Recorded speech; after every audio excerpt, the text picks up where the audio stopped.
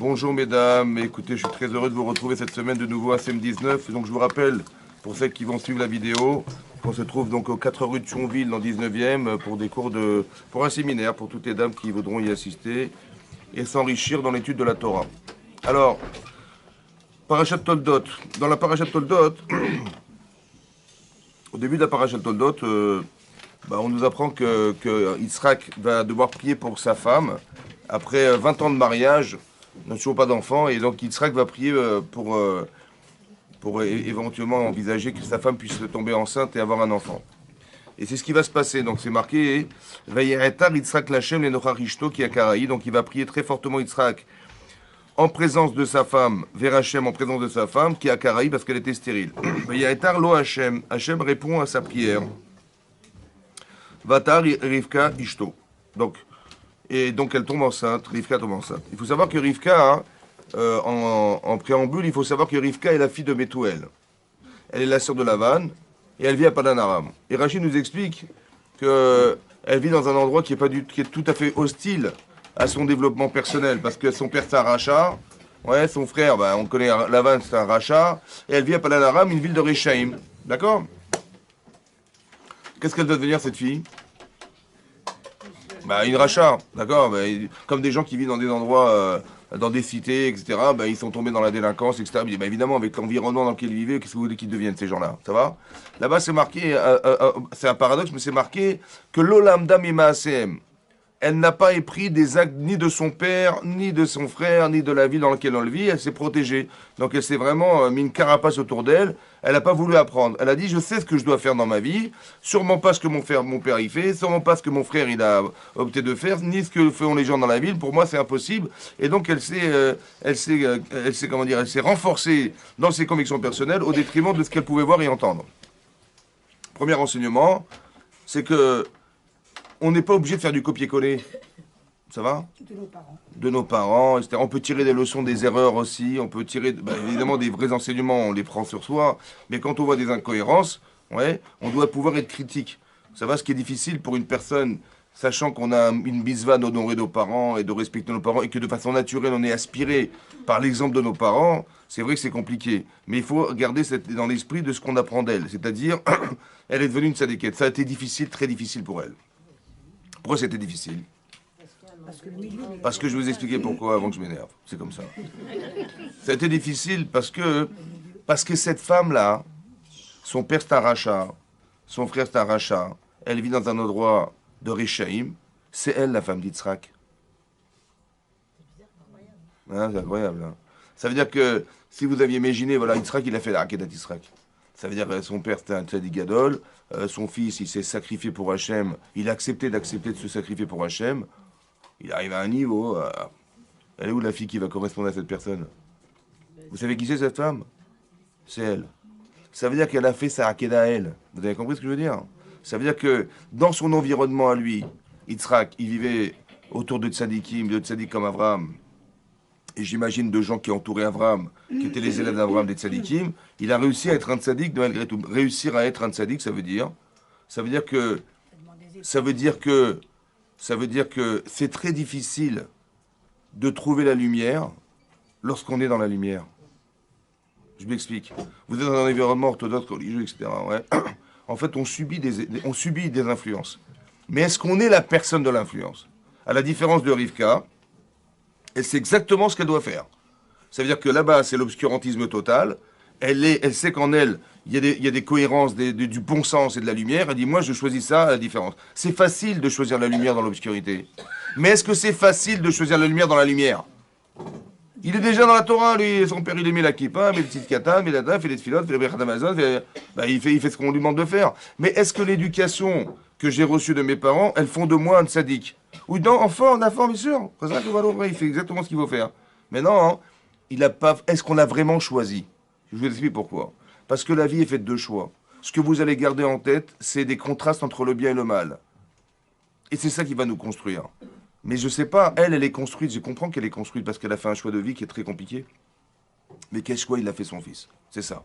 Et là, on voit de Rachidi, que pourquoi Hachem il a agréé la tefila de Yitzhak et pas forcément de sa femme? Parce qu'il était tzaddik ben tzaddik. Alors, qu'est-ce qu'a voulu dire Rachi? À la différence de sa femme qui était une tzadékette, mais fille d'un rachat. Alors quoi? Parce que madame, elle est fille d'un rachat, alors il n'écoute pas la prière. Ouais. Le mérite qu'elle a eu de se battre pour arriver à être ce qu'elle est devenue, c'est extraordinaire. Vous avez compris ou pas? C'est extraordinaire. Donc, pourquoi elle n'a pas ce mérite d'avoir été écoutée à la différence de son mari? En vérité, vous avez compris que la plus grande difficulté, c'est pas d'avoir forcément fait échouva, ça c'est sûr, c'est extraordinaire. Mais c'est facile de choisir la lumière lorsqu'on est dans l'obscurité. C'est pas vrai, purée. D'accord? Elle a moins de mérite, je vais vous expliquer pourquoi. C'est facile de choisir les lumières dans l'obscurité, madame. Mais quand on est dans la lumière, c'est facile de trouver la lumière? Non. Il faut qu'on crée des contrastes. Il faut savoir, écoutez-moi bien, quand on éduque nos enfants dans la Torah, il faut leur expliquer en quoi la Torah est une solution pour eux. À quoi vient répondre la Torah dans leur vie. Si on leur dit, il faut étudier la Torah, voilà. Il faut faire les mitzvot. Pourquoi? Mais c'est comme ça, on est juif, écoutez, on est juif. Mesdames, il faut porter des jupes comme ça, il faut vous habiller comme ça, il faut vous couvrir la tête, voilà. Pourquoi? C'est comme ça. Ouais. En fait, non, il aurait fallu qu'on nous explique le sens de la pudeur. Comprendre profondément qu'est-ce que veut dire être pudique. Ça va? J'ai jamais vu des bonnes femmes faire des bandes comme ça et se balader devant les banques, entrer avec leur mitraillette et dire on va faire un coup. Allez, on va faire un. J'ai jamais vu, hein, j'en connais pas, disons, j'en connais pas. Ça peut exister, hein, je sais pas, mais j'ai jamais vu des femmes avec des mitraillettes dire bon, on va faire un hold-up. Vous êtes prêts ou pas? On y va? Par contre, des hommes, oui. C'est vrai, des hommes, oui. Ça veut dire que les femmes ont cette pudeur, ouais, de pouvoir faire des choses que jamais on n'aurait imaginé qu'une femme puisse faire autrement. Il y a une forme de pudeur naturelle chez elle. Elle ne pourrait pas imaginer prendre une mitraillette et. Mais les hommes, oui, d'accord. La pudeur, c'est féminin. Donc, d'expliquer le sens de la pudeur, en quoi c'est vital, en quoi c'est nécessaire, en quoi c'est des principes de vie fondamentaux, en quoi ça donne de la liberté de faire des choix, la pudeur. Ce qu'un homme, il n'est pas forcément capable de faire parce qu'il est prisonnier de ses pulsions, etc. C'est des choses importantes. Donc, quand on a expliqué à quoi vient répondre cette truc-là, la fille, elle fait, bah, bien sûr que je vais le faire, bien sûr. Mais si je n'ai pas expliqué, il faut faire. Ouais. À un moment donné, on peut se dire, mais pourquoi pas, et pourquoi pas le contraire vous avez compris? C'est pour ça que se construire, c'est ça. C'est peut-être pour ça que ça peut expliquer pourquoi dans la Gada de Pessah, la première chose qu'on demande à nos enfants, c'est quoi? On ne demande pas raconte-moi la sortie d'Égypte. On lui demande pas qu'est-ce qu'il a fait Paro, dis-moi ce qu'il a fait Paro, raconte-moi ce que Moshe Rabbeinu a pu faire en Mitzrayim. Non, on lui demande Manishtana.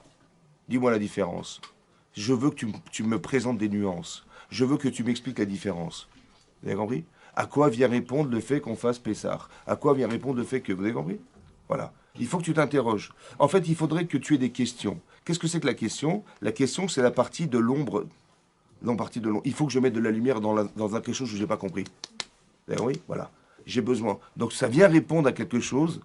Oui, à la différence de Rivka, où elle voit l'ombre, c'est son père, l'ombre, c'est son frère, l'ombre, c'est la ville dans laquelle elle vit. Elle est dans l'obscurité, donc elle dit il faut de la lumière. Je suis en recherche de lumière, donc c'est facile de chercher la lumière, d'en trouver lorsqu'on est déjà éclairé. À la différence de quelqu'un qui est déjà dans la lumière, il faut mettre des parties, il faut poser la question, que ça soit une partie obscure de sa vie, et que maintenant tu dis voilà, la Torah elle répond à ton problème. Ah d'accord, merci.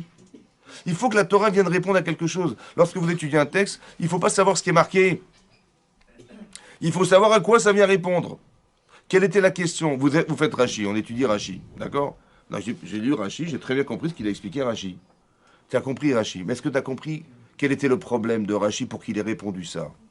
Est-ce que tu as compris? Rachi, c'est un génie, ça va? Donc il avait 50 000 questions, il a vu des midrashim, il a une connaissance extraordinaire. Vous imaginez les connexions qu'il a dû faire et toutes les questions, les contradictions. Donc quand Rachi dit, mais c'est ça qu'il faut dire. Ce qu'il a dit, c'est le produit de toute sa pensée, qui vient répondre à toutes les problématiques de compréhension de la Torah. Vous avez compris ce que ça veut dire? Donc mon premier, ça veut dire, ah ben j'ai compris Rachi. Non. À quoi vient répondre? À quoi ça vient répondre? Vous avez compris? Il m'arrive un truc dans ma vie, à quoi ça vient répondre? Qu'est-ce qu'il veut Hachem? Qu'est-ce qu'il voulait que je fasse? Qu'est-ce qui aurait été le mieux pour moi de faire? Vous avez compris? C'est ça qu'on veut. Et ça, c'est le travail qu'a fait Yitzhak, qui est beaucoup plus difficile que celui de son épouse. Vous avez compris? C'est pour ça qu'il a le mérite d'être un tzaddik. C'est quoi un tzaddik? Un tzaddik, c'est quelqu'un qui réagit, ouais, non pas, par exemple, imaginez-vous dans l'exemple que je vous donne, voilà, Rivka, elle est stérile, ça va? Bon, mais elle est triste, elle n'a pas d'enfant, elle est triste, ouais, elle fait la tête toute la journée, c'est vrai ou pas? Alors son mari dit, mais je comprends pas, mais qu'est-ce qui t'arrive là? Tu fais la tête, je suis fatigué, quoi. Ça va, j'ai une femme en face de moi, il dit, mais on n'a pas d'enfant. On n'a pas d'enfant, mais va voir un gynéco. On n'a pas d'enfant, bonne celle-là, mais va t'occuper de toi. Tu fais la tête, mais c'est ton problème. Voilà ce qu'il aurait pu dire Yitzhak. Vous savez ce qu'il fait Yitzhak? Il prend la souffrance de sa femme à charge, qui est beaucoup plus importante que la sienne. Veyetar, Yitzhak Lachem. Il a prié fortement Yitzhak Lachem, l'Enoch à Richto, en présence de sa femme, parce qu'elle était stérile. Il n'est pas marqué, il a prié fortement Hachem parce qu'elle était stérile et parce qu'elle était présente. Non, elle était présente. Ça va? Ça veut dire qu'il a pris à charge sa souffrance. Et il a prié pour elle. Ça va? C'est ça, Tzadik. Il n'est pas dans la perspective de se dire, eh bien écoute, tu as des problèmes, j'ai des problèmes, on va pas tout mélanger, occupe-toi, moi je m'occupe déjà de moi, occupe-toi toi. Non, il a pris à charge la souffrance de sa femme. Il a pris à charge. Hein? Il souffrait. Il souffrait, évidemment. Mais la souffrance, elle est plus grande chez elle ou chez lui? Chez elle, chez elle. Donc il a pris à charge cette souffrance de sa femme. Il a dit, mais pour elle, il faut que tu fasses quelque chose. Il a associé la sienne avec celle de son épouse. C'est ça, Tzadik. Vous avez compris? C'est ça. Mais d'où il a pris ça? Mais il a pris ça d'Abraham. Il a pris ça de l'erreur d'Abraham. Ah oui. De l'erreur d'Abraham. Parce qu'Abraham, qu'est-ce qu'il a fait? Il a dit à Hachem, écoute, tu m'as fait gagner les guerres, tu m'as fait des miracles incroyables. C'est vrai, ils sont partis à deux faire la guerre contre les 4 rois qui ont battu les 5. Bah, miraculeusement, il a gagné la guerre. Ça va? Après, Hachem, il dit à Hachem, bon, c'est gentil, tout ça, mais j'aurais tellement aimé pouvoir transmettre cette Torah à mon enfant, plutôt que Eliezer, Damasek Eliezer, qui lui va être l'héritier c'est lui l'héritier logique de Avraham Avinu. Il dit, mais je veux un enfant pour lui transmettre cet héritage. Hachem dit, t'inquiète pas, tu auras un enfant. D'accord? Mais qu'est-ce qu'il a dit? Il a dit, à quoi ça sert ce que tu m'as fait? Ani olech hariri. Et je me déplace sans enfant. Voilà ce qu'il a dit. Ani olech hariri, je me déplace sans enfant. Qu'est-ce qui s'est passé? Sarah, elle a fait un sacrifice de femme exceptionnel. Ça fait 10 ans qu'il vivait en Israël, elle n'a pas eu d'enfant. Elle a dit, même le sroud des restreintes, ça n'a pas marché, ça n'a pas suffi. Elle a dit, je vais donner ma meilleure élève en mariage à mon mari. Elle sacrifie toute sa féminité pour permettre à son mari, qui, elle sait qu'il aura un enfant, elle, c'est pas sûr que ça passera pas à elle, mais c'est sûr que son mari il aura un enfant. Par elle, je sais pas. Elle dit, je me sacrifie pour mon mari. Je vais donner une femme, ma meilleure élève qui était Agar, qui était la princesse d'Égypte, sa meilleure élève, elle a dit, je vais donner à mon mari pour qu'il ait des enfants. Ok, elle fait un sacrifice énorme pour son mari. Qu'est-ce qui se passe? Madame Agar, elle épouse Abraham, elle tombe enceinte. Bon. Elle a tout gâché parce qu'elle a dit. Et tout à coup, Sarah, elle était Kana Bénéa. Givirta, sa maîtresse qui était, comment elle s'appelle? Sarai, ouais. Tout à coup, elle devient légère. Comment ça veut dire qu'elle devient légère? Rachid expliquait. Il dit, mais si Sarai, c'était la tzadékette, si Sarai était vraiment la femme d'Abraham, est-ce qu'elle serait tombée enceinte ou pas? Bien sûr. Or, elle n'est pas tombée enceinte. Donc, Hachem, il a choisi, c'est qui la tzadékette? C'est qui? C'est moi la femme d'Abraham, c'est moi la tzadékette qui venge le peuple juif. Voilà. Elle a gâché tout ça. Et là, donc, elle devient légère aux yeux de Sarai, c'est bon, et devant Abraham. Et là, Sarah, elle devient folle. Elle dit, Hamashi Alecha, sa justice qui m'arrive, j'envoie le châtiment sur toi. Parce que tu vois qu'elle me néglige devant toi et tu dis rien. Hein? Voilà. Et Rachid expliquait. C'est pour ça que je vous dis, il a appris de son père. Il dit, mais comment tu as osé dire, je n'ai pas d'enfant? Tu dis, mais je veux bien, tu m'as donné tout ça, les miracles et tout. Comment tu as dit, Ani olech hariri? Tu as dit, je n'ai pas d'enfant. Je me déplace sans enfant. Nous déplaçons sans enfant. Tu aurais dit, chez nous deux. Tu sais pourquoi j'ai pas d'enfant? C'est une injustice. Parce que moi, je croyais que ça venait de moi. Et j'ai un problème, et je vais faire mon sacrifice de femme, et je vais donner toute ma vie pour mon mari, etc. Mais je me rends compte que c'est pas moi le problème. Si tu dis je, tu dis pas nous, mais c'est normal qu'Hachem, il peut pas me donner des enfants. Il veut bien. Mais comme je ne suis pas présent dans ta vie, dans ta tête, comment tu veux qu'il me donne un enfant? Comme ça, elle a dit. Vous imaginez ou pas? Vous imaginez ou pas? C'est ça qu'elle a dit à son mari. Hachem ishpot benio bencha. Hachem jugera entre toi et moi. C'est-à-dire, elle est virulente contre son mari. Parce que c'est injuste que je vis. Moi, je croyais que le problème venait de moi, mais je me rends compte qu'il vient de toi. Tu dis je au lieu de dire nous. Nous. Et c'est pour ça qu'Hachem, il s'est pas souvenu de moi, parce que je ne suis pas présent. D'où elle sait qu'elle n'est pas présente. Parce que si vraiment tu m'aimais, vraiment tu aurais dû réagir. Parce que tu dis, mais comment tu oses parler de ma femme? Comment tu oses parler comme ça? S'il ne réagit pas, elle a compris manifestement qu'elle n'était pas assez présente dans la vie d'Abraham. Donc quand elle a dit je, ça veut dire je. Si c'était nous, Il aurait dit, non, ça se fait pas, ça va. Or, il n'a pas réagi, donc elle n'était pas forcément présente dans sa vie. Donc, c'est pour ça elle a compris que je veux dire je et pas je veux dire nous. Vous avez compris? Ça, c'est ce que Sarai, elle a dit à son mari Avram. Yitzhak, qui voit ça, il dit, moi, ma femme, jamais je lui ferai un truc pareil. Vous avez compris ce que je veux dire? C'est pour ça qu'il est devenu tzaddik. Parce qu'il a tiré des enseignements des erreurs de ses parents. Et pas de dire, tu vois, mon père, c'est un macho. Hein. Il a dit je, ça veut dire les femmes, il faut les écraser, les cocos. Hein. Ça va, vous avez compris? C'est ça qui est marqué. Non, c'est l'inverse. Tzadik ben Tzadik. Il n'y a pas marqué que c'est un robot, ben Tzadik. Vous, Linux? Non. Il y a marqué, il y a Tzadik ben Tzadik. Il est devenu Tzadik. Il a tiré des leçons de Tzadikim. Ça va? Et c'est ça qu'il faut voir.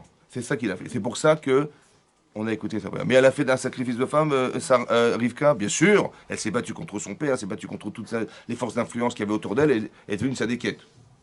Qu'est-ce qui se passe? Elle tombe enceinte. Et là, c'est marqué, Vaetrotsetsu abanim bekirba. Alors, Rachid explique deux explications.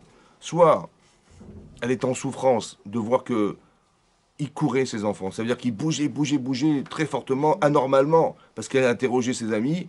De dire le Midrash, elle a dit, mais jamais, ça vous arrive d'avoir des forces comme ça, des fortes pulsions dans le ventre comme ça, on a l'impression qu'il veut sortir, elle dit non, jamais d'avis. Elle comprend pas qu'elle a une souffrance très forte, très dure.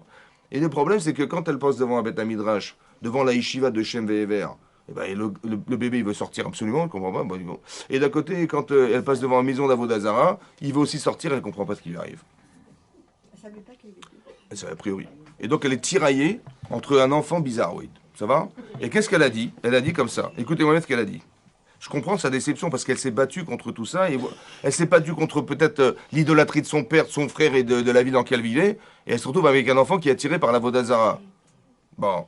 Alors il y a marqué là-bas, hein, il y a marqué Vatomer. Elle est tellement en souffrance, Vatomer, et elle a dit Inken. Si c'est ainsi, Lamazé Anochi. Lamazé. Pourquoi cela, Anochi? Je. Pourquoi moi je? Vous avez compris ou pas? Elle a dit pourquoi moi je? Il n'y a pas de verbe dans sa phrase, il n'y a rien du tout. Je sais pas, elle a dit pourquoi moi je? Du petit nègre, hein? Le je et pas nous. Ouais, mais il manque un verbe, il n'y a pas de verbe dans sa phrase. Pourquoi moi je? Et elle était donc, elle était l'air l'hydroche, elle est partie demander à Hachem, elle était voir Shem. Hachem Kadosh Baruch Hu, mais c'était la yeshiva de Shem Ve'ever, elle était voir le tzaddik qui était Shem. Elle était voir pour lui demander qu'est-ce qui se passe, je voudrais comprendre ce qui m'arrive. Mais elle a dit Lamazé Anochi. On n'a pas compris ce qu'elle a dit. Rachid dit comme ça. Je vous lis Rachid. On a l'impression qu'elle dit mais qu'est-ce qui m'arrive? Non. Rachid dit écoutez ce qu'elle dit. Il dit Lamazé Anochi. Lamazé Anochi mit'ava. Pourquoi j'ai tellement désiré? Au mit palalet, elle rayonne et j'ai prié pour tomber enceinte. Comme si qu'elle regrettait d'être tombée enceinte. Vous avez compris ce qu'elle dit? Mais pourquoi j'ai tellement désiré pour avoir un enfant pareil? Je veux pas d'un enfant pareil. Je veux pas d'un enfant qui soit Oved Avodazara, mais c'est quoi cette histoire? C'est pas ça que j'espérais. Donc elle est dans le regret d'être tombée enceinte. Ouais. Alors c'est très important ce que vous compreniez. Dans la vie, tout ce que vous choisissez dans la vie, on peut regretter des choix. Mais est-ce qu'on peut regretter ce qu'on a subi? Elle a rien fait pour tomber enceinte. C'est miraculeusement qu'elle tombe enceinte. La prière de son mari, elle tombe enceinte. Tout ce que vous subissez, est-ce que vous pouvez regretter ce que vous avez subi? Non, c'est pas ça qu'il faut dire. Il faut pas dire comme ça. C'est pas que j'ai pas le choix. Écoutez-moi bien. On est d'accord que Dieu existe ou pas? Donc ce que je n'ai pas choisi, qui c'est qui me l'a envoyé? C'est sûr ou pas? Est-ce qu'il s'est trompé? Donc c'est forcément que je n'ai pas forcément compris ce qu'il a voulu me dire. Mais est-ce que je dois regretter ce que j'ai vécu alors que je n'ai rien fait pour l'avoir? Surtout pas. C'est ça l'erreur. La Torah là-bas est marquée dans le Midrash qu'elle a dit mais qu'est-ce que j'ai fait de tomber enceinte? D'un côté c'est logique parce qu'elle toute sa vie elle s'est battue contre ça et elle voit un enfant qui fait exactement l'inverse de ce qu'elle s'est battue toute sa vie. Vous comprenez la déception ou pas? Elle s'est battue contre la Vodazara, contre les erreurs de son père, contre la bêtise, la débauche, tout ce que vous voulez. Et elle voit son fils, il a pas devant la maison d'Avodazara, monsieur, il veut sortir. Je dis, attends, mais je me suis pas battu, j'ai pas sacrifié ma vie pour arriver à avoir un enfant pareil. Vous comprenez la déception ou pas? Le problème, c'est que j'ai pas compris ce qui m'arrive. Alors je suis déçu. Et je regrette. Et j'ai mais qu'est-ce que j'ai été fait de prier, j'aurais jamais voulu. J'aurais préféré ne pas avoir d'enfant que d'avoir un enfant pareil. Voilà ce qu'elle est en train de dire. C'est vrai ou pas? Bon, alors elle comprend pas. Et donc elle va voir Shem. Qu'est-ce qu'il lui dit? Il lui dit comme ça. Il lui a dit, Vayomer la shne goim bebitner. Tu as deux, tu as deux peuples dans ton ventre. Tu n'as pas deux enfants. Hein. Non, tu as deux peuples. Ou shne leumim, carrément deux nations, deux royautés qui vont se créer. Miméaïr, Iparidou, de ton ventre vont se séparer. En vérité, tu pensais que tu avais deux enfants. Non, non, c'est pas. Même si tu pensais que tu en avais qu'un, en vérité, tu as deux enfants. Et deux enfants, c'est pas deux enfants. C'est deux nations. Ça veut dire que les nations, elles vont se diviser à partir de Rivka. Ou le homme, Milaom Yematz. Ces nations, elles vont se confronter. Rachid expliquait que lorsque l'une montera, l'autre descendra. On aura le Beth Amikdash, on sera en haut, les nations en bas. Et lorsque les Romains vont arriver, on va descendre et eux, ils vont monter, etc., etc. Toute l'histoire est faite de haut et de bas. Mais c'est tout le temps comme ça. C'est des vases communicants. Vous avez compris? Mais ces deux enfants-là, ils vont être à la fois les révélateurs de la montée et la descente du peuple juif en permanence dans l'histoire. C'est ça qu'il a dit. Vera via votre salaire. Par contre, tu sauras que l'aîné, il va servir le cadet. Donc elle savait que le deuxième enfant né, c'était l'enfant choisi d'Hachem. Elle le savait, elle. Seul le savait. Shem, il lui a dit, surtout ne dis à personne ce que je vais te dire. Même son mari n'était pas au courant, ouais, que le deuxième enfant qui naîtra, c'est lui l'enfant qui est choisi par Hachem, et pas le premier. Parce qu'il y a marqué Rav Yavot Saïr, et on va se rendre compte que Yaakov, il va être aimé par sa mère, et Esav par son père. Ce qui est paradoxal, puisqu'on va voir les comportements qu'ils vont avoir. Et donc c'est marqué, Vayetza Rishon Kolokada Etzear, il va être Admoni, il va être rouge. Et Rachidi qui va être sanguinaire, cet enfant. Ça va? Sanguinaire. Ça veut dire que c'est pas un problème de Yetzerara qu'il a. C'est la nature de cet enfant qui va le pousser au crime. Ça va? Qui va le pousser il va adorer le sang. Il va adorer ce qui est rouge. Vous avez compris? Le sang sanguinaire. Alors vous allez me poser la question, mais si l'enfant dans le ventre de sa mère déjà, il avait une tendance négative aussi forte, comment il va s'en sortir? Il va sortir du ventre de sa mère, il va vouloir tuer tout ce qui bouge. Ça va? Est-ce que c'est possible d'envisager qu'un enfant, depuis l'embryon, il ait déjà cette problématique d'exister en tant que criminel, en tant que voleur, en tant qu'escroc, que brigand il ne va pas s'en sortir cet enfant? Oui, non. Là-bas, le Rav Dessler, il explique, il dit, en vérité, non. Je vous explique pourquoi ça vient, d'où ça vient ça. Parce que c'est marqué, ils se sont disputés dans le ventre de leur mère. Or, on sait que le dispute, c'est forcément Yetzirara. Oui? Est-ce qu'on a du Yetzirara dans le ventre de sa mère? Non. Le Maral de Prague, il pose la question, il dit, mais je comprends pas comment il pouvait avoir une dispute sans Yetzirara dans le ventre de leur mère. Alors il répond comme ça, écoutez bien. Il y a deux façons de te disputer. Soit on a du Yetzirara, on a mal compris, le Yetzirara il nous a manipulé, mon mari j'ai cru qu'il m'avait dit ça et je me suis trompé, ma femme j'ai cru qu'elle avait pensé comme ça, je me suis trompé. Yetzirara, ça je comprends. Il y a autre chose, il y a la nature. On ne se comprend pas parce qu'on n'est pas de même nature. Ça va? Par exemple dans les couples, ouais, une femme elle réagit pas d'une même manière que son mari, elle n'a pas les mêmes besoins que son mari, etc., etc. Par exemple une femme, il lui faut des bijoux. Ouais. Voilà, c'est marqué dans le Midrash, dans la Gemara, dans Shabbat, que quand il pleuvait de la manne dans le désert, il tombait des bijoux avec. Ça va? Voilà ce qui est marqué dans le Midrash. Mais pourquoi au moment où il pleut de la manne, de la subsistance, c'est là qu'il tombe les bijoux? Non! T'as qu'à faire, il va tomber de la manne à midi 30, au moment du repas, et à 18h, en fin de journée, il va tomber des bijoux. Non! Il tombait des bijoux quand il tombait de la manne. Ça veut dire quoi? Ça veut dire que pour une femme, se faire belle, c'est aussi important que de se nourrir. Et des fois plus, d'accord? Des fois, elle se met du saumon sur elle pour être sûre que. Non, mais ça veut dire que vous avez compris le truc. Ça veut dire que quelque part c'est vital chez elle. Maintenant, chez un homme, c'est vital. Hein? Vous avez vu des hommes qui se mettent des petites bagues avec des solitaires sur la main, ils sont comme ça toute la journée? Non. Mais une femme, c'est fondamentalement. Mais l'homme, il comprend pas. De nature, lui, il préfère acheter une voiture que d'acheter une bague à 5000 euros. Au moins, ça, c'est un homme, c'est pragmatique. Il dit, mais ça sert à rien. Mais une femme, ça vit pas comme ça réfléchit pas comme ça. Vous avez compris? Mais c'est la nature qui nous différencie. On va rentrer dans un conflit parce qu'on n'a pas compris la nature de son mari.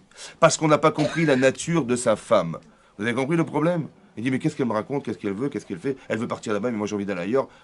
En fait, c'est pas un conflit d'idées ou d'Yetzirara. Pas du tout. C'est un conflit de nature. On n'est pas compatible.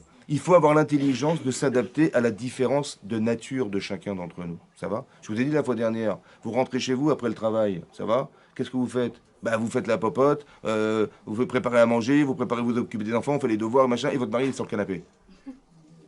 Ça va? Regardez le match. Et il voit le match. Mais non, tu dis, mais j'ai pas compris, tu vois pas que je suis occupé? Hein? Tu vois pas que je suis débordé, là, je fais la vaisselle, je fais le machin, je fais à manger, les enfants, je m'occupe des enfants, je fais les bains, et toi tu t'assieds sur le canapé, t'es peinard. D'accord? Il dit, mais écoute chérie, mais je suis désolé, tu m'as rien demandé.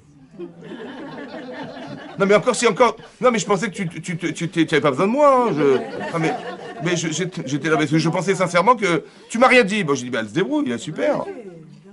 Vous avez compris? Pourquoi c'est comme ça? Parce que de nature, un homme n'est pas associatif. Une femme, pourquoi elle n'est pas associative? Pourquoi elle est oui et lui il n'est pas? Parce que l'homme, quand il est né, ouais, on a fabriqué Adam, il s'était même pas rendu compte qu'il avait une femme dans le dos. Ça va?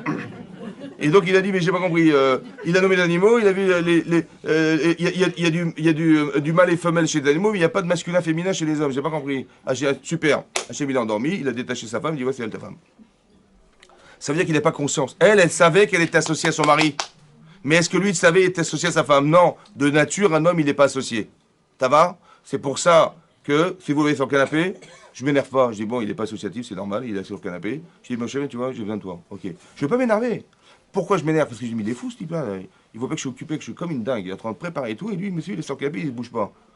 Alors, je vais m'énerver. Mais parce que tu n'as pas compris la nature masculine. Si tu savais qu'il était autrement que comme toi, tu aurais dit, ben, je vais apprendre à s'associer à mes tâches ménagères, je vais associer à mon travail. Moi aussi, je suis fatigué. Moi aussi, je suis fatigué. Mais j'ai un mari. Moi aussi, je suis fatigué, mais je dois m'occuper de mes enfants. Il faut associer il faut lui dire, écoute, voilà, j'ai besoin de toi. Il faut lui dire. Il faut lui dire. Et à force, et à force, et à force, il va pas besoin. Il va rentrer du travail, il va tout de suite s'occuper parce que vous l'avez rendu associatif, ce qu'il n'est pas. Vous avez compris? C'est ça la Vodat Hashem. C'est pas la Voda. On dit, vous avez compris? Les tâches de ménage. Ouais, une femme, elle fait les tâches de ménage. Non, c'est pas ça. Il faut associer les autres. Mais c'est un exemple un exemple parmi tant d'autres de vous expliquer. Il n'y a pas de conflit de Yetzer en fait. Tu dis, ah, il y a du Yetzera dans la maison, elle est toujours en train de crier, machin. C'est pas Yetzera du tout, ça. Simplement de ne pas avoir compris fondamentalement que nous sommes différents. Donc la première chose à comprendre, c'est la nature. C'est pareil, il y a un conflit de nature. L'autre, il est Ishadé, c'est un homme des champs, un homme qui va vouloir, comment dire, chasser. Il est très matérialiste, comme il s'appelle, Esav. Et l'autre, c'est un Yoshev Ohalim. Yaakov, Yoshev Ohalim, c'est un intellectuel, il est tranquille, il est paisible, c'est un enfant paisible. Ouais. La différence entre les deux. Rachidit Saïd, un homme de la chasse. Rachid Saïd Bepiv, il est malin. Ouais, pour tromper son père, pour faire croire des choses. Ouais, il est malin, c'est un menteur, il est manipulateur. Ça, c'est la nature de, comment il s'appelle, des saves. L'autre, Yoshev Ohalim, l'autre, il sait pas mentir. Il ne sait pas mentir, comme dit Rachid, il est tam. Tam, c'est quoi tam? Ouais, qu'on fait... Pas simplé. Pas simplé. Il est simple, ça veut... Non, tam, c'est pas un simplé. C'est pas le simplé de la Gadat Pessah. Hein. Non, c'est pas lui. Comme on dit de Noir qu'il était tamim. C'est pas qu'il était bête.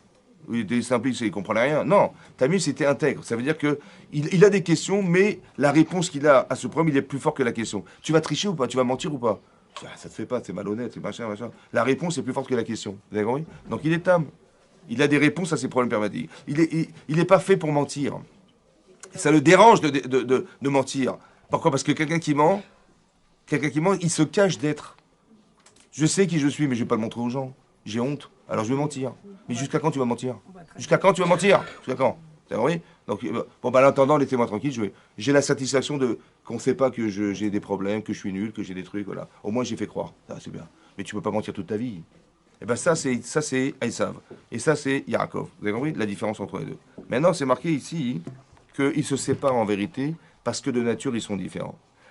On n'est jamais victime de sa nature. Pourquoi? Parce que si même quelqu'un il a une tendance naturelle à vouloir être attiré matériellement par des choses, ou bien il est cruel, ou bien, je sais pas moi, il est comment dire, il a une potentialité, il adore le sang, il est cruel, il est machin, c'est des gens comme ça, il y a des gens comme ça, ouais, faut dire, bah, il est fini, qu'est-ce qu'on va faire de lui, tu vois? Ou dans les écoles, par exemple, dans les écoles, il y a des enfants surdoués, il y a des enfants, je sais pas moi, ils sont hyper dynamiques. Le problème, c'est qu'on n'a pas forcément les professeurs adaptés à ce genre d'enfants. qu'est-ce qu'ils font toute la scolarité? Ils passent dans le couloir. Il connaît le couloir par cœur. Il voit toutes les portes. Il connaît le directeur qui se balade dans les couloirs. Il voit son bureau toute la journée. Il est expert en couloir. Le problème, c'est qu'il comprend une vitesse folle. Donc le gosse, il n'a pas dû répéter 5 fois. Hein. Alors il va s'amuser, prendre les clés, il va commencer à jouer, il va commencer à rigoler, il fait le clown. Alors on dit, mais il est bête ce gosse ou quoi? Mais non, il est tellement intelligent qu'il s'ennuie. Vous avez compris? Seulement, on n'a pas des gens compétents pour s'occuper de ces gens-là. Ou l'inverse. Il a des difficultés scolaires.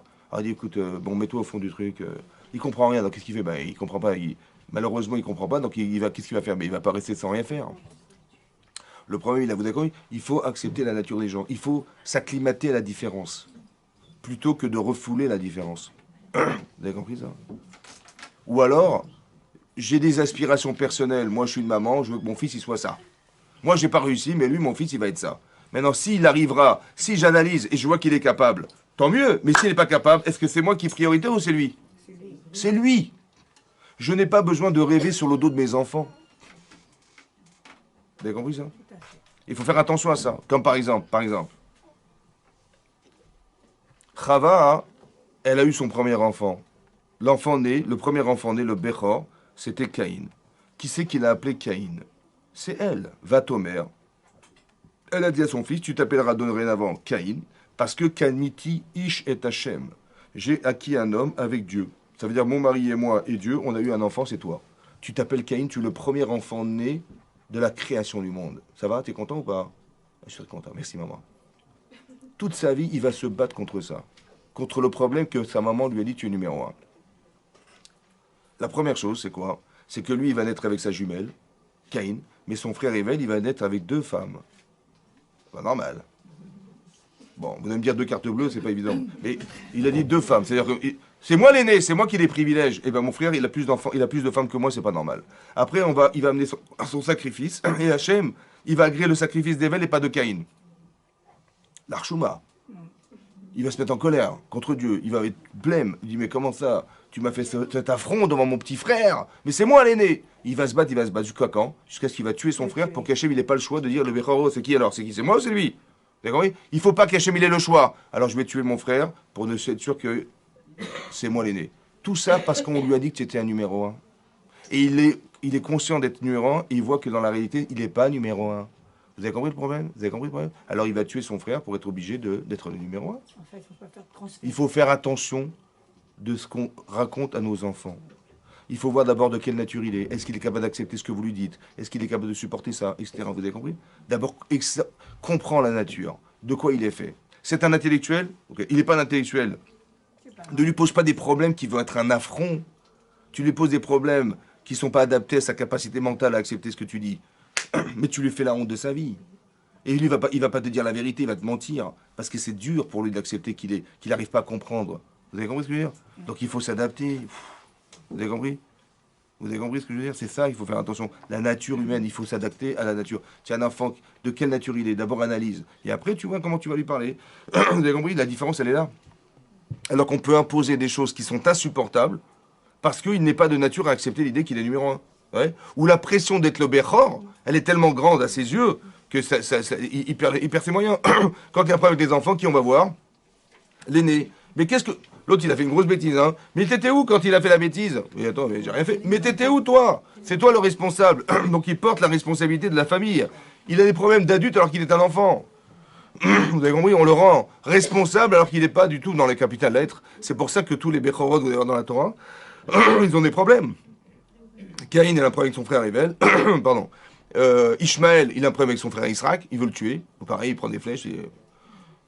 comment il s'appelle? Esav Yaakov, Réhouven avec, etc., avec Yosef. Vous avez compris? Tout ça, c'est... Est-ce que c'est pas facile? C'est pas facile d'être un Bechor.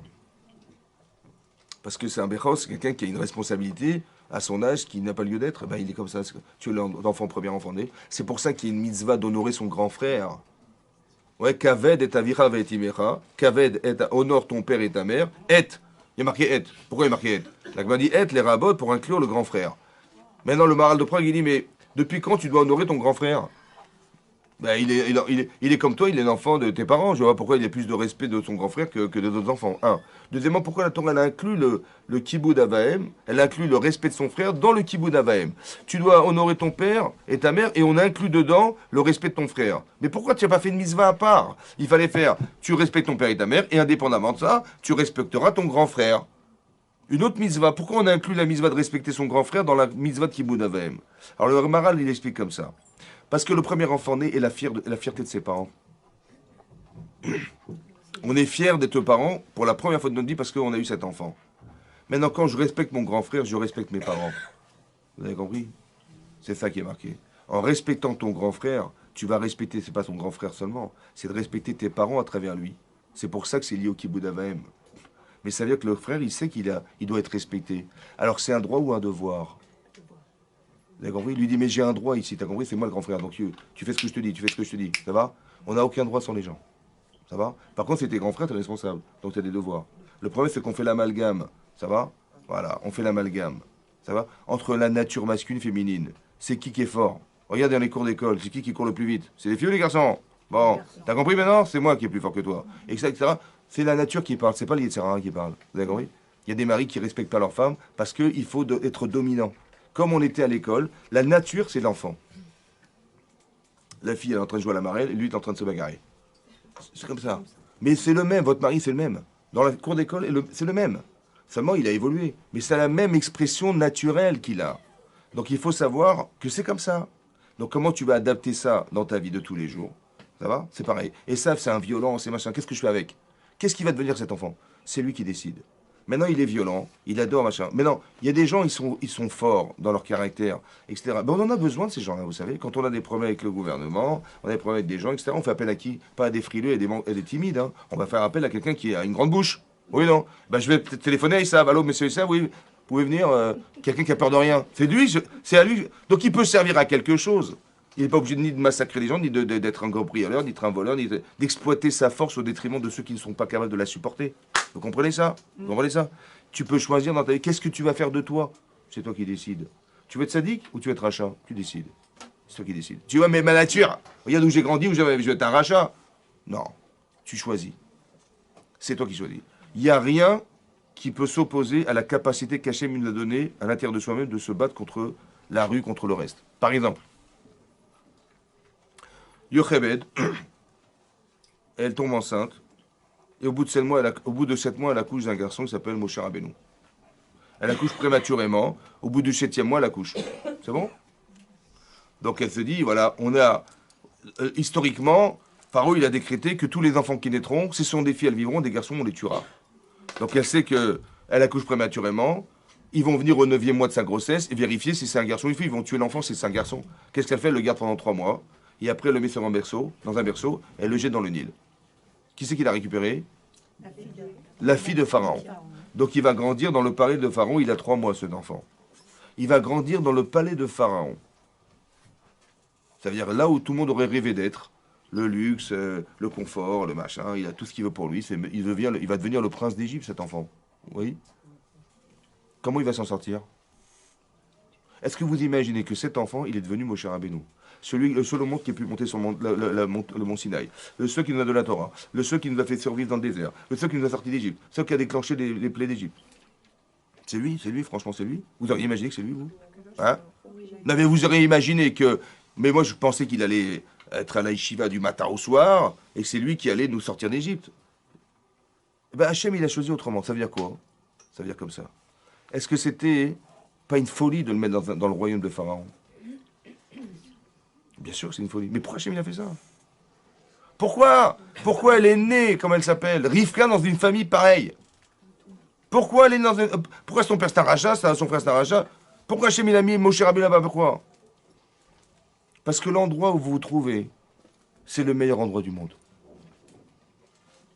Tu dis, mais moi si j'avais pu choisir, mais j'aurais pris des parents autres que ceux-là, j'aurais pris un frère mieux que celui-là, et j'aurais vécu, si je devais décider, je me serais mis ailleurs. Ça va? Donc ça veut dire que tu considères que là où tu es né, c'était pas les bons parents.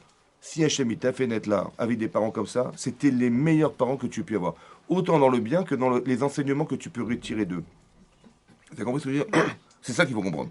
Il faut pas se dire, voilà, c'est ce qu'Hachem il a pensé. C'est pareil. Pourquoi? Parce que, effectivement, il va naître chez Paro.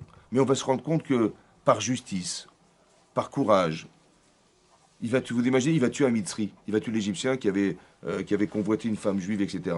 Ouais. Et il dit un Ben Noach qui fait un acte adultère, il est condamné à mort. Et bien lui, il va se présenter, il va tuer cet homme. Mais je dis, mais t'es bête ou quoi? Tu es futur. Mais t'es un carriériste, mon cher, tu vas devenir prince d'Égypte, roi d'Égypte. Mais qu'est-ce que tu rentres là-dedans, toi? Dans les faits divers, dans les trucs, mais tu vas rater ta vie. Je suis désolé, c'est Émet. Vous avez compris? Émet. Je suis Émet. Je suis vrai. Je suis juste. Je suis machin. Et ça mérite. Hein. Il n'est pas du tout dans l'esprit de ce qu'il reste que de perdre. Vous avez compris ce que je veux dire? C'est ça. Ça veut dire que quelque part, il a hérité de Midot Tovot. Et bien, où que tu le mettras, cet enfant, il va s'en sortir. Vous avez compris? La preuve, regardez mon cher Rabbeinu, voilà. Vous avez compris? Dans la confrontation à l'existence, il est devenu cet homme. Ça veut dire qu'on doit toujours apprendre dans sa vie, ne pas à critiquer ce qui nous arrive, mais à essayer de comprendre ce qu'on est devenu par ce qui nous est arrivé. Parce qu'il y avait 1 million de critiques qu'il aurait pu faire sur le choix qu'Hachem il a mis de le mettre en Mitzrayim. Elle aurait pu se révolter contre Dieu. Qu'est-ce qu'il a été mettre dans une famille pareille? Ouais, on pourrait se révolter. Le problème, c'est que il faut être cohérente. C'est Hachem qui a choisi. T'as jamais choisi tes parents, t'as pas choisi l'endroit où tu es né, t'as pas choisi l'environnement dans lequel tu vis, t'as rien choisi du tout. Tu subis. Si tu subis, c'est qu'Hachem il a pensé que c'était là que tu dois être. C'est le meilleur endroit pour devenir quelqu'un d'autre. Ça va? Tu as une potentialité, cette potentialité elle existe en toi, il faut qu'elle se nourrisse des événements que tu vas vivre. Et c'est toi qui vas décider, est-ce que tu planches, tu vas plancher devant ça ou tu vas te renforcer dans ça. Vous avez compris? C'est comme ça. Hein? C'est l'enseignement qu'on peut tirer d'ici, en tout cas pour nous. Tu vis à Paris, t'as des millions de tentations dehors, ouais. C'est vrai Tov ou c'est Fora? Ben oui, c'est toujours ça, ouais. Toujours ça réfléchir. Et donc c'est ça, il y a des choses attirantes dehors. Mais si tu vis une religion, la Torah qui est l'Archouma, l'Arsub, bah, tu dis, à un moment donné, il y en a marre, et puis tu vas tout y balader. Mais si tu l'as compris fondamentalement, pourquoi tu es comme ça, et tu t'es battu contre eux, mais il faut d'abord avoir des idées claires. Pour se dire, mais jamais je rentrerai là-dedans, moi je ferai ça, j'aimerais... Et c'est quand tu dis non que tu renforces ce que tu es. Ça va? C'est de la connaissance, mais elle devient émotionnellement touchante. Parce que tu t'es battu pour. Ton corps, il s'est investi dans une idée. Et c'est ça qu'il faut comprendre. Que c'est pas seulement intellectuel, c'est pas qu'on sort des cours, on dit ah ouais, le Rav il a raison, et après dans la rue on fait l'inverse. Parce que c'est trop difficile, c'est trop tentant. Non, il faut savoir que cette connaissance qu'on va avoir dans sa vie, elle devient émotionnelle. L'émotion va refouler une émotion. Je suis tenté par quelque chose, mais ce que je ressens est plus fort que la tentation. Il faut qu'on soit capable de rendre émotionnelle la Torah. Et ça, cette émotion-là, elle va refouler une émotion. Ça va? Mais tant que c'est pas fait, alors vous allez voir que les émotions vont balayer la connaissance. Ça va? Ce que vous savez va être balayé par... Tu dis, bah, j'ai pas résisté. Voilà, c'était trop dur. Pourquoi c'était trop dur? Parce que le désir, il était plus fort que ce que je savais. Donc, ce qu'il faut faire, c'est arriver à rendre émotionnel ce que vous savez. Et ça vous donne des forces pour refouler une émotion. Vous avez compris? C'est ça qu'elle a fait. Rivka, elle a dit, mais c'est tentant, j'aurais voulu être comme mon père, ou naturellement, je suis aspiré vers mon père. Je vis dans un endroit où, qu'est-ce que vous voulez que je fasse? Je suis influencé par l'endroit où je vis, c'est normal. Il faut que tu sois assez forte pour refouler ce désir. Vous avez compris? C'est ça qu'il faut réussir à faire. C'est ça qui est marqué là. Donc on a 2 enfants qui se disputent l'un contre l'autre. Et ça va devenir des nations en fait. Vous allez voir que ça va se diviser. Comment ça va se passer? À un moment donné, Esav il va revenir de la chasse, fatigué. D'accord? Et donc il a vu que son frère il préparait un plat de lentilles. C'était le jour du deuil du décès d'Avraham Avinu. Il venait de mourir Avraham Avinu. Et donc il a préparé un plat de lentilles. Pourquoi des lentilles? Rachid dit parce que les lentilles c'est rond. Ça n'a pas de bouche. Parce que quelqu'un qui est en deuil, dit Rachid, il n'a pas envie de parler. Ça va, il n'a pas de bouche. Autant que c'est un cycle, la vie et la mort. C'est un rond. Sa vie, sa meurt, sa vie, sa meurt, c'est un rond. Donc le signe du deuil, c'est ça. Donc il a pris des hadashim, il a pris des lentilles. Ouais, pas des lunettes, hein, des lentilles, des lentilles. Il a mangé des lentilles. Et ça, il arrive, il a dit Araïtenina, jette-moi dans ma bouche, jette-moi dans ma bouche. Ouais. Il dit avec plaisir, mais est-ce que tu es d'accord de me vendre ton droit d'aînesse? Parce qu'il voyait qu'il tournait très mal et savent. Il a dit, je ne vais pas laisser le droit d'aînesse entre les mains d'un rachat comme ça. Il dit, je vais te racheter. C'est sa mère qui a fait ça. Non. Attendez, là il a dit ça. Mais non, il a dit, regardez, je vous lis le texte. Vayomer Yaakov Richar Kayom et Treo Chadli. Il a dit, vends-moi aujourd'hui ton droit d'aînesse. Vayomer Esav Ine Anochi Olech Lamut. Il dit, je vais mourir à cause de ce droit d'aînesse. Quand il va mourir? Rachid dit, parce que Esav, il ne savait pas qu'est-ce qu'il allait faire de son droit d'aînesse. Alors il demande à Yaakov, il dit, mais qu'est-ce que c'est que d'être un aîné? Il a dit, bah, quand tu verras, normalement c'était prévu comme ça, que le Beth Amikdash, le service au Beth Amikdash, il devait faire par les aînés. Ce qui a basculé parce qu'on a fait le veau d'or, et donc ça a basculé sur Cohen Lévi. Mais normalement c'était prévu que l'aîné, il devait être le Bechor, c'est l'aîné qui devait travailler au Beth Amikdash. Il dit, bah, tu vas apporter des corbanotes, tu vas sacrifier. Il dit alors, bah, dit, si tu fais bien, c'est très bien, sinon tu risques de mourir. Tu peux être Hayav Karet si tu fais un pigoul, une merchava, machin. Il commence à dire, l'Echlamout. Quoi, je vais mourir à cause de mon aînesse? Voilà ce qu'il a dit. Ouais. Il dit, regardez ce qu'il a dit. Lamazeli bechora. Lamazé, cela, li, bechora. Il est où le verbe? Il est où le verbe? Il est où le verbe? Ça vous rappelle quoi? Comment ça se fait qu'il a répété la même formule que sa mère? Comment ça se fait qu'il a répété la même formule que sa mère? Sa mère, elle a dit Lamazé Anochi. Et lui, il n'a pas dit Anochi, il a dit Li. Lamazé Li, elle a dit Lamazé Anochi. Les mêmes mots, elle a dit. Lamazé Anochi. Pourquoi cela, moi? Et lui, il a dit Lamazé Li Bechora. C'est les mêmes mots, a priori. Comment c'est qu'il a répété la même chose que sa mère? Parce qu'il a entendu de sa mère. Mais ça veut dire quoi, il a entendu de sa mère? Ça veut dire quoi? Ça veut dire quoi? Ça veut dire que déjà, que l'enfant, il ressent ce que sa mère ressent. Ça veut dire que, attention, mesdames, quand il y a une grossesse, il faut faire très attention à ce qu'on dit, mais surtout de pas créer des frustrations profondes que l'enfant va ressentir sans les comprendre. On se dispute avec son mari, on ne se dispute pas, on fait très attention, parce que l'enfant, il ressent tout. Ça va? Et ça, après, c'est lui qui va être handicapé à cause de ça. Phrase de Shalom.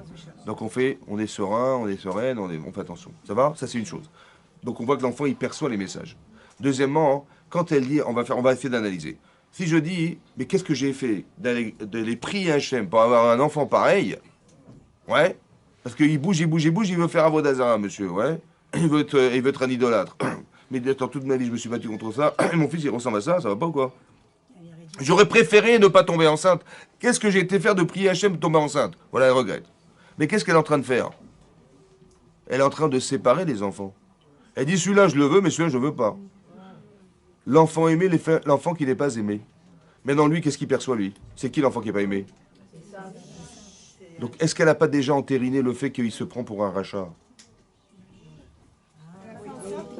Quand il dit, mais l'homme, il est paré d'où? Est-ce que la Afrada, elle ne s'est pas faite déjà quand elle a dit, mais qu'est-ce qui m'arrive? Vous avez compris ça? On ne fait pas de séparation. J'ai pas compris. Je ne sépare pas. Je ne suis pas critique. En disant, mais c'est quoi ce gosse là? Vous avez compris? Je suis dans la critique, je suis je vais l'accabler, je vais lui faire croire et lui faire comprendre qu'il n'est pas l'enfant aimé. Très attention, très grave, très grave. Ça veut dire que lui, on a entériné chez lui de penser qu'il n'a rien à faire ici. Donc, en vérité, son refus spirituel, il vient du fait que mais ma mère, elle m'a dit que je ne suis pas spirituel. Alors que peut-être qu'il va avoir un Yetzirara d'Avodazara, mais forcément, il va être Midgaber contre ce désir, et il va devenir plus fort que s'il était. Vous voyez? Je vous donne un exemple très simple. On va dire entre nous comme ça. Qu'est-ce qui est plus valorisant, de façon théorique, de refuser une Avera ou de faire une mitzvah? Pourquoi?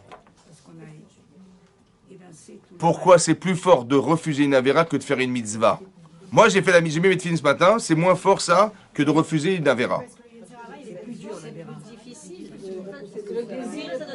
Parce que quand je fais la mitzvah, je sais pas pourquoi en vérité je la fais. Peut-être je la fais parce que je veux être bien avec le bon Dieu, parce que je suis religieux, parce que je suis machin, je sais pas pourquoi. Au fond. Par contre, quand je refuse la Avera, je sais pourquoi. C'est pour ça que c'est plus fort de refuser une Avera. Or, qui c'est qui avait un problème de refuser une Avera? C'était Esav ou Yaakov?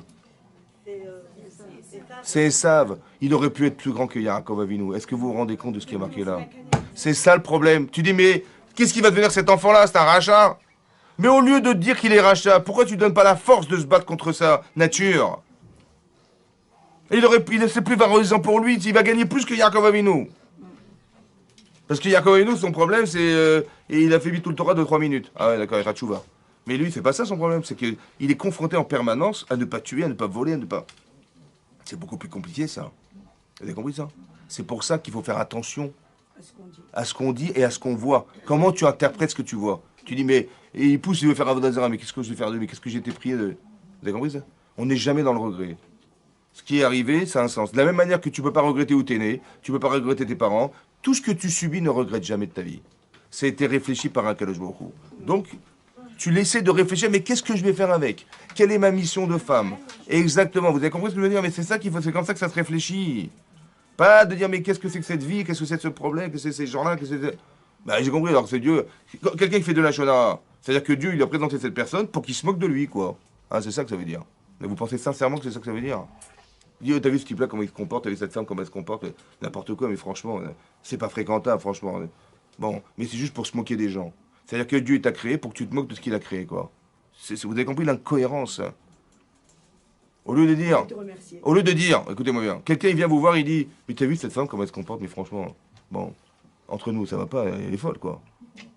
D'accord? Qu'est-ce que vous lui répondez? Je lui dis, tu sais, t'as raison, mais va lui dire à elle. Pardon? Va lui dire à elle. T'as le courage de lui dire? Non, alors tais-toi. Si tu peux l'aider, ben ravode.